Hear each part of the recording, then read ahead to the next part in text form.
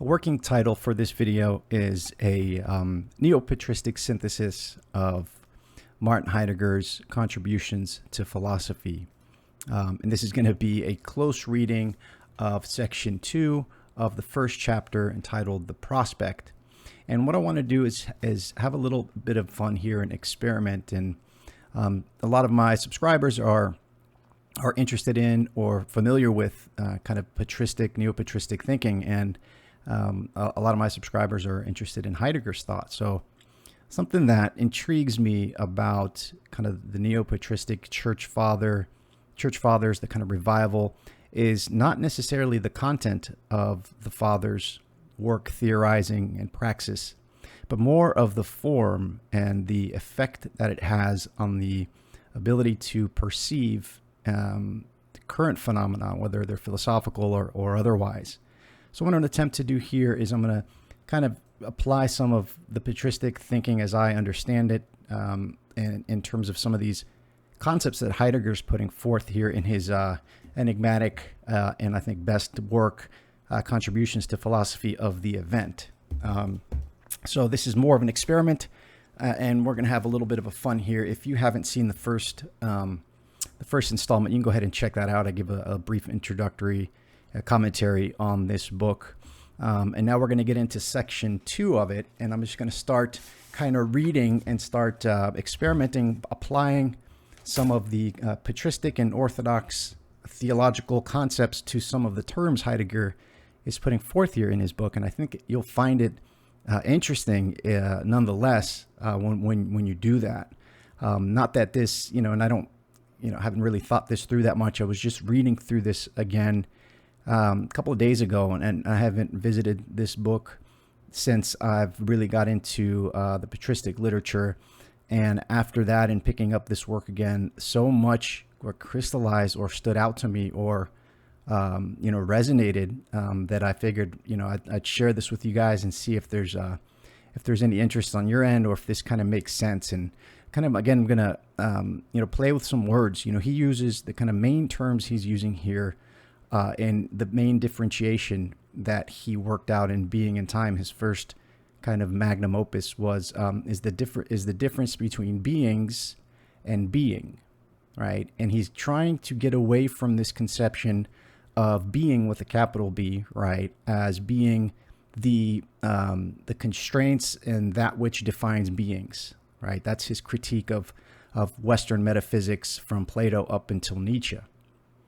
And in order to get at what he says, a more essential and more originary understanding of being, he changes the spelling of the term being, and he spells it B-E-Y-N-G. And it's not clear what he means here on purpose, right? Because it's the idea is that there's been this forgetting of being by beings, right? So we don't have access to being as such, or being with a Y, B-E-Y-N-G. And he's attempting to put forth an invitation for readers to intimate kind of what that may look like to reappropriate or appropriately not only understand, but think being as such. And I think there's some interesting overlaps when you think of the term being, B-E-Y-N-G, and the fact that human beings have forgotten being, is thinking of it in terms of the kingdom of heaven. Right, we were and the fall, right? The fall of man found Adam and Eve out of the Garden of Eden, and in front of the Garden of Eden, the entrance, there was a cherubim with a flaming sword put in place, right? So as the fall has promulgated through history, there's been a continuous forgetting of being, as Heidegger would call it. But I think we can apply the term kind of patristically as to kind of the garden or even the kingdom of heaven. So maybe put that, kind of to the side. And when I read here a bit, I'm going to do kind of a close reading, and I'm not going to go too long. I only got a few, maybe half hour here. And I'm going to stop and pause when he puts forth some of his terms, some of his new terms, and explore, applying the concept in terms of a kind of an orthodox theological conceptualization. So hope you guys enjoy this. Please give me some feedback, and we'll get started. Before we get started, I wanted to comment on something that's not in this book, but Heidegger wrote a book called Das ist Denken, What is Thinking? And kind of in a very condensed sense, he says ultimately thinking, what it is in its originary sense, is thinking. So for Heidegger, thinking is thinking. And that made me think of the Eucharist, right? The Eucharist is, the Greek term Eucharisto means thank you, right? And in the Eucharist, we give thanks for the blood and body of Christ. So that's just one kind of parallel hill that's not in this book here, but that kind of came to mind. And we're going to get started here. Again, I have the first section where I did a close reading in a previous video. Here it's in the first chapter entitled Prospect. And this section 2, is entitled The Saying of the Event as the First Answering of the Question of Being. The question of being is the question of the truth of being, B-E-Y-N-G. So I'll try to differentiate the first being in this sentence, and the second being here is the difference between B-E-I-N-G versus B-E-Y-N-G. And the idea is that beings have forgotten and don't have access to being as such, B-E-Y-N-G. So the question of being, little beings, is the question of the truth of being. When grasped and worked out historically, it becomes the basic question, versus the previous question of philosophy, the question of beings, the guiding question. So the previous question of philosophy from the Platonic tradition on was the question of beings. What are beings? And he's saying that the basic question, when grasped and worked out historically, becomes what is the truth of being, B-E-Y-N-G. So bear with me here. I'll try to clarify more here. The question of the truth of being is, with a Y, the question of the truth of being, Y, is, to be sure, a penetration into something well guarded. Since the truth of being and thinking, this truth is the steadfast knowledge of how being, with a Y, occurs essentially. Is perhaps not even an entitlement of the gods, but instead belongs uniquely to the abyss of that dispensation, to which even the gods are subject. So this particular paragraph made me think of this, of the idea of, we don't have access to the garden, right? And that garden is guarded by a cherubim with a flaming sword, right? So he's saying here, the question of the truth of being is, to be sure, so this questioning of being with a Y, this ultimate originary understanding of being, which I'm maybe trying to apply here, the kingdom of heaven. The question of the truth of the kingdom of heaven, to be sure, a penetration into something well guarded, since the truth of being, since the truth of the kingdom of heaven, in thinking, this truth is the steadfast knowledge of how being occurs essentially. It is perhaps not even an entitlement of the gods, but instead belongs uniquely to the abyss of that dispensation, to which even the gods are subject. So, the term gods here can mean, the pagan gods, or the fallen angels, or the powers and principalities, all of the deities at different levels, right, outside of the one mysterious God, which I'm applying the term kingdom of heaven here when he's using the term being with a Y. So, continuing on. And yet, if beings are, then being with a Y, the kingdom of heaven, must occur essentially. But how does being occur essentially? And are there beings? Out of what else does thinking decide here, if not out of the truth of being? Accordingly, being can no longer be thought on the basis of beings, but must be inventively thought from itself. So let's apply the kingdom of heaven here. So accordingly, the kingdom of heaven can no longer be thought on the basis of beings, right? Because the originary philosophical inquiry from the Platonic tradition on did not ask the originary question of the truth of being or the truth of the kingdom of heaven. It's focused more on the truth of beings, the human being, right? And he's saying that in order to penetrate the truth of being with a Y, the kingdom of heaven, these type of thinking must be inventively thought from itself. Continuing on here. At times, those who ground the abyss must be consumed in the fire of that which is well guarded, so that Dasein might be possible for humans and constancy within beings might thus be saved, and also so that beings themselves might undergo restoration in the open realm of the strife between earth and world. So this idea, so I'll start, there's a lot here in this that I want to try to unpack here.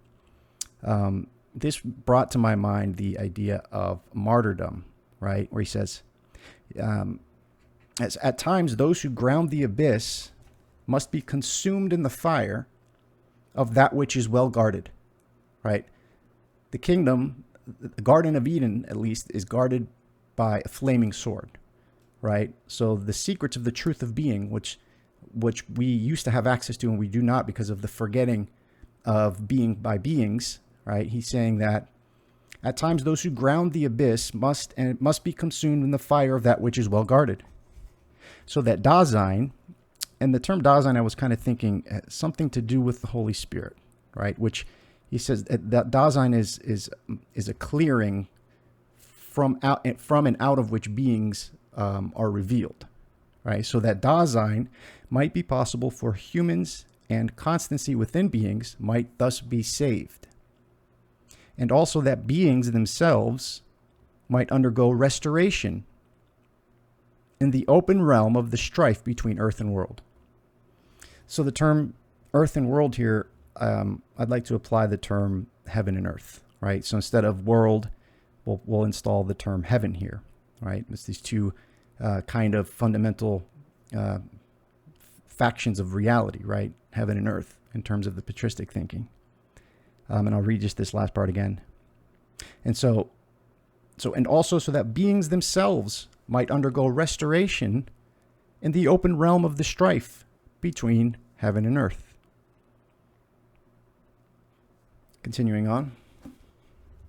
In other words, beings are brought into their constancy through the downgoing of those who ground the truth of being. Being itself requires this. It needs those who go down and has already appropriated them, assigned them to itself wherever beings appear. That is the essential occurrence of being itself. We call this essential occurrence the event, right? So this downgoing made me think of repentance, right? True repentance, which is a sort of moving through the fire in terms of grounding the truth of being, in terms of intimating through thought the kingdom of heaven.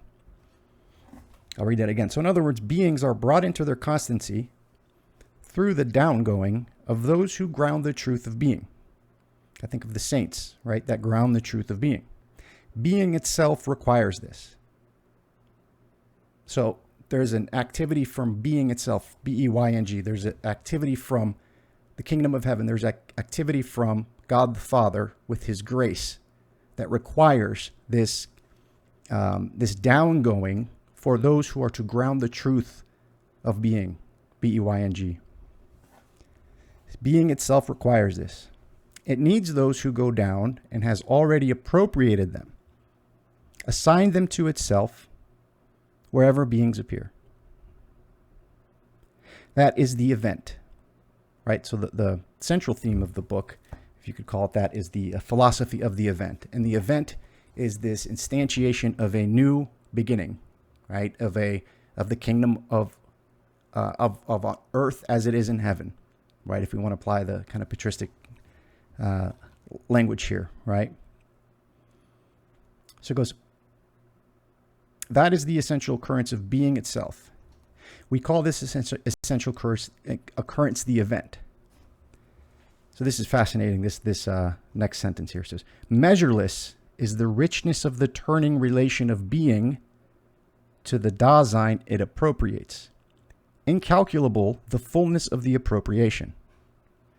Right? So we're getting away from, calculative, quantitative thinking and measuring of being and beings in the world. So he says measureless, right? So it's more of a qualitative function here. Measureless is the richness of the turning relation of being to the Dasein it appropriates. Incalculable, the fullness of the appropriation.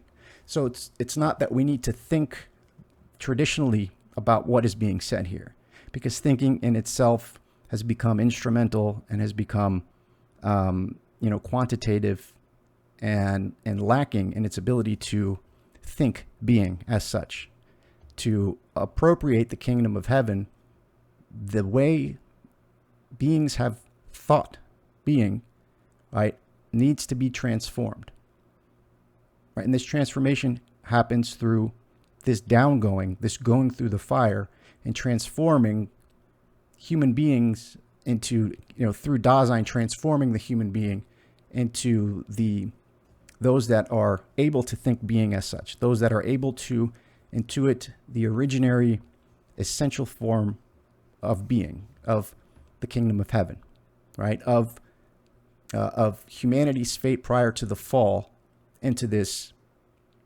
distorted view of being.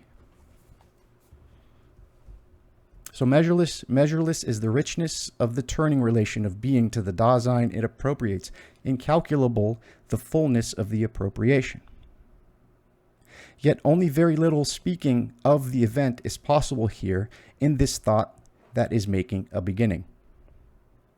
What is said is questioned and thought in the interplay between the first and the other beginning, out of the resonating of being in the plight of the abandonment by being for the leap into being toward the grounding of its truth, as preparing the future ones of the last God. I know there's a lot here, and he's using some terminology that he goes on to define a bit better later. So but what is said is questioned and thought in the interplay between the first and the other beginning, between the kingdom of earth and the kingdom of heaven, out of the resonating of being, out of the resonating of the kingdom of heaven, toward the grounding of its truth, as preparing the future ones of the last God. So the return of Christ, the last God, is being prepared through this resonating between the kingdom of the earth and the kingdom of heaven. And that is kind of what he means by the interplay here of the old beginning and the new beginning. Of course, he's not using religious or theological language here, but this is absolutely theological writings. And I'm applying the kind of orthodox worldview to this, and I think there's some interesting things happening when doing so, but maybe not. So he says, this thoughtful speaking is a directive without being an order. No, he says, this thoughtful speaking is a directive. Without being an order, it indicates that the free domain of the sheltering in beings of the truth of being is necessary. Right? So free will is necessary. So this is a directive and not an order. Right? Because of the essential freedom of human beings. Again, I'll read it. This thoughtful speaking is a directive.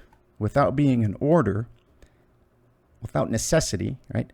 It indicates that the free domain of the sheltering in beings of the truth of being is necessary.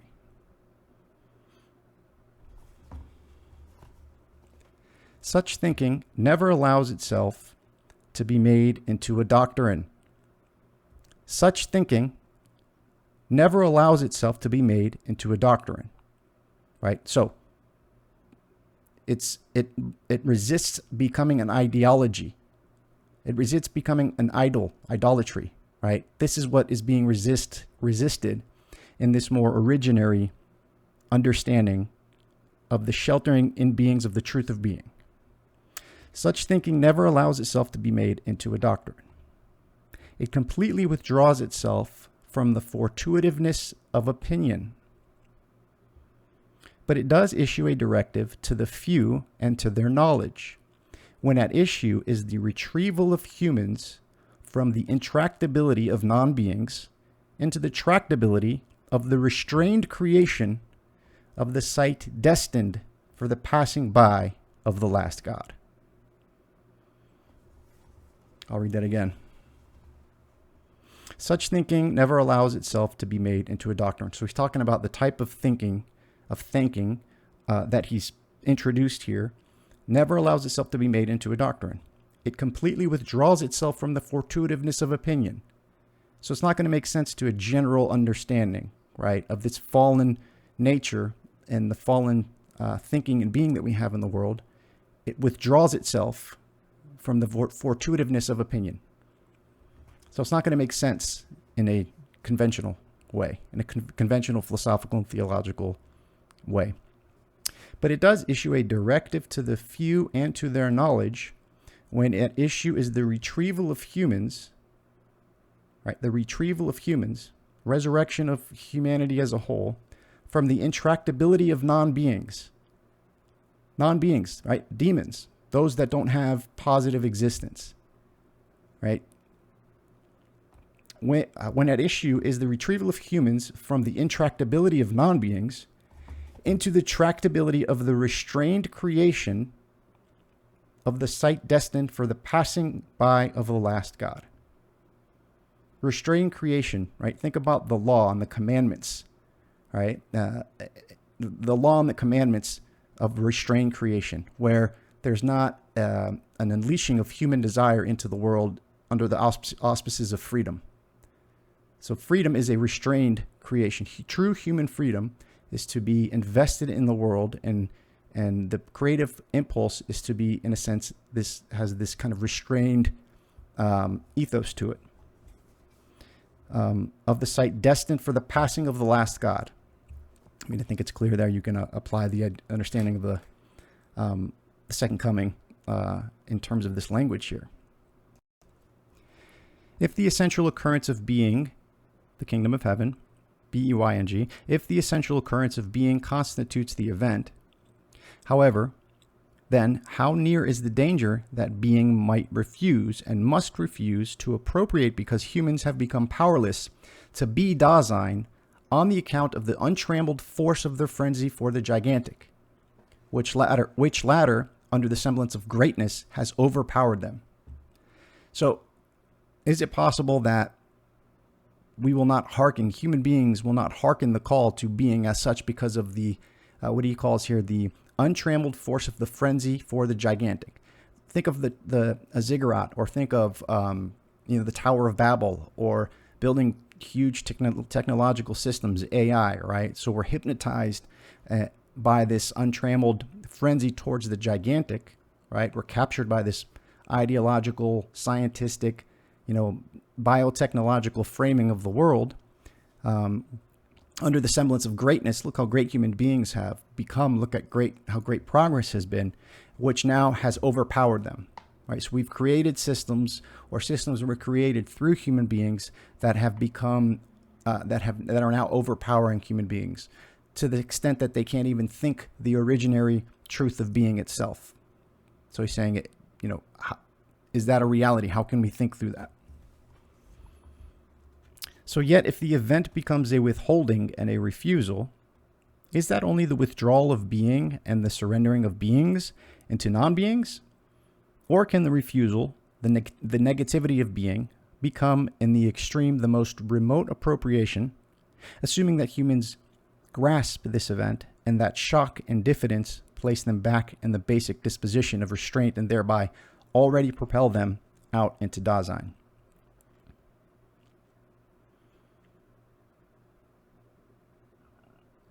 Maybe I'll come back to it here.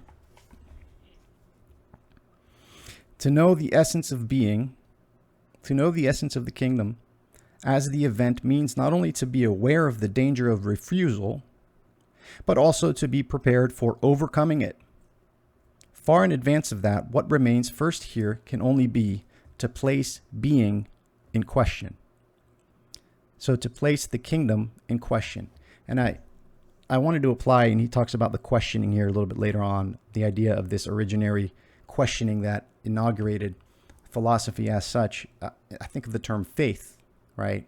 So I'll go on a little bit here, but kind of put that to a side as well. So when he's talking about questioning, I think he's, applying the patristic understanding of faith, brings a certain, wonderful quality to the work here. No one understands what, quote unquote, I am here thinking.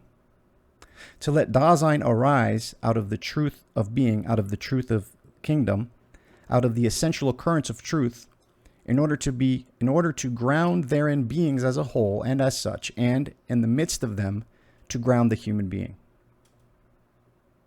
No one grasps this because others all try to explain my attempt mere historiologically by appealing to the past, which they believe they understand because it apparently already lies behind them. As for those who will someday grasp this, they do not need my attempt, for they must have paved their own way to it. They must be able to think what is attempted here in such a manner that they believe it comes to them from afar and is nevertheless what is most proper to them, to which they are appropriated as ones who are needed and who therefore have neither the desire nor their opportunity to focus on themselves. Right, so this kind of whole idea of ascetic self-denial here, right, which brings closer that which is far away, right, is essentially what is needed to instantiate the kingdom, to instantiate being with a Y. Through the simple thrust of essential thought, the happening of the truth of being must be transposed from the first beginning to the other one, such that in the interplay the wholly other song of being resounds. And therefore what is in effect here throughout is history. And therefore what is in effect here throughout is history, which denies itself it denies itself to historiology. For history does not simply let the past appear. Instead, in all things, thrust over into the future. So he's going to work through some terms here. So he says, the resonating of being in its refusal. The interplay of the questioning of being, of the kingdom. The interplay commences with the first beginning playing over to the other beginning, in order to bring the latter, the first beginning, in order to bring the latter, the other beginning, into place such that out of its mutual interplay, the preparation for the leap develops. The leap into the kingdom. The leap into being. The leap leaps into the abyss of the fissure, and so for the first time attains the necessity of grounding Dasein, which is assigned out of being, which is assigned out of the kingdom, The grounding of truth as truth of being, Dasein. All right, next section is here of the event, right? So here everything is placed in relation to the unique question of the truth of being, i.e. in relation to questioning. Here's where I'd like to apply the term faith here, the patristic understanding of faith. Here everything is placed in relation to the unique question, the unique faith of the truth of being in relation to questioning. In order for this attempt to become an actual impetus, the wonder of questioning must be experienced in carrying it out and must be made effective as an awakening and strengthening of the power to question. Questioning, faith, arouses immediately the suspicion of amounting to an empty, obstinate attachment to the uncertain, the undecided, the undecidable. So the fortuitiveness general opinion of what faith is, and I think this is kind of what he's getting at here, it's this kind of empty shell that what faith looks like from a general sense is this kind of believing in things unseen, and it's kind of a way to obfuscate reality, right? He's saying that, questioning or faith in this sense arouses immediately the suspicion of amounting to an empty, obstinate attachment to the uncertain, the undecided, and the undecidable. Questioning appears as a backtracking of knowledge into idle meditation. It seems to be narrowing and hampering, if not even negating. So the understanding of faith in our conventional way of thinking is backwards. It's for ancient people. It's a superstition, right? We have science now. So this is a backward way of thinking. But he's calling this questioning, this original questioning, is what we need to get back to. So questioning, he says, questioning is in its seldom experienced essence so utterly different from the way it appears in its distorted essence that it often extracts the last remnant of heart from those who are already disheartened. So faith, in its seldom experienced essence, so utterly different from the way it appears in its distorted essence that it often extracts the last remnant of heart from those who are already disheartened. Those that already ostensibly have faith, right? When they're told to have more faith, right? They're already disheartened. And then to try to continue in that line of questioning, that line of faith, which is based on kind of an empty Western late metaphysical conceptualization of faith or of questioning, tears out, extracts the last remnant of heart from those who are already disheartened. But they then also do not belong to the invisible ring enclosing those whose questioning is answered by the intimation of being, by the intimation of the kingdom. This made me think of the saints here, right? But they then also do not belong in the invisible ring enclosing those whose questioning, whose faith is answered by the intimation of the kingdom. The question of the truth of being, the truth of the kingdom, cannot be calculated in terms of what has preceded it. Furthermore, this questioning must be carried out in an originary way if it is supposed to prepare the beginning of another history. As unavoidable as is the confrontation with the first beginning of the history of thought, just as certainly must questioning forget everything round about itself and merely think about its own plight. History comes to be only in the immediate leap over the historiological. The question of meaning, i.e., according to the elucidations in Being and Time, the question of the grounding of projected domain, or in short, the question of the truth of being, is and remains my question and is my unique question, for at issue in it is indeed what is most unique. In the age that is completely questionless about everything, it is enough to begin by asking the question of all questions. So in an age of ours where we figured everything out, now we just need to wield our technology against nature and build the, utopia. He's saying that, no, this is the age where we are completely questionless about everything. And he says, it's enough to begin by asking the question of all questions. In the age of infinite wants, stemming from the concealed plight of a lack of a sense of plight, this question must necessarily seem the most useless idle talk, of the kind that has been opportunely dismissed already. Let's see here. I only got a few more minutes here, so let's see if we can unpack the last paragraph here. So, is in the age of infinite wants, in the age of rampant human desire gone amok, in the age of the consumeristic, the infinite want stemming from the concealed plight of a lack of a sense of plight, this question must necessarily seem the most useless idle talk, of the kind that has been opportunely dismissed already. All the same, the task remains: the retrieval of beings out of the truth of being, the retrieval of the human person out of the kingdom of heaven, out of the truth of being. The question of the meaning of being, of the meaning of the kingdom, is the question of all questions. As we unfold this question, we determine the essence of what is here called meaning, that within which the question as mediation persists, that which opens up as a question, the openness for self-concealing, i.e. truth. So in inquiring like this, having faith in this sense, the questioning of the meaning of being, right, in that process, as we unfold this question, we determine the essence of what is here called meaning, that within which the question as mediation persists, that which opens up as a question. And it goes on, the question of being is the leap into being.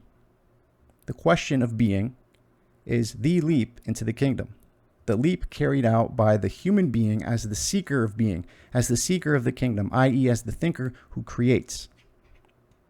A seeker of being, a seeker of the kingdom, in the most proper abundance of the power to seek, is the poet who institutes being. So here, he thinks the poet is the kind of closest type of person that can complete this type of thinking. And what is a poet?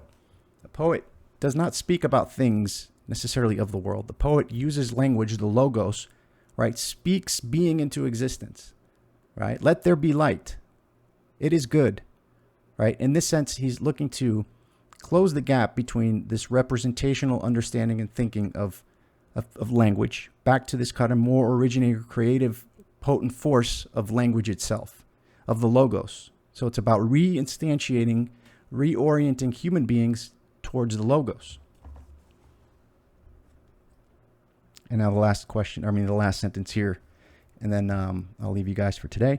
We of today, however, have only the one duty, to prepare this thinker through the grounding that reaches far ahead. The grounding of a secure readiness for what is most worthy of question. So that's it for now. I'll do some more if you guys are interested in. But hope you guys appreciate it, and I'll be with you guys soon. Thanks so much.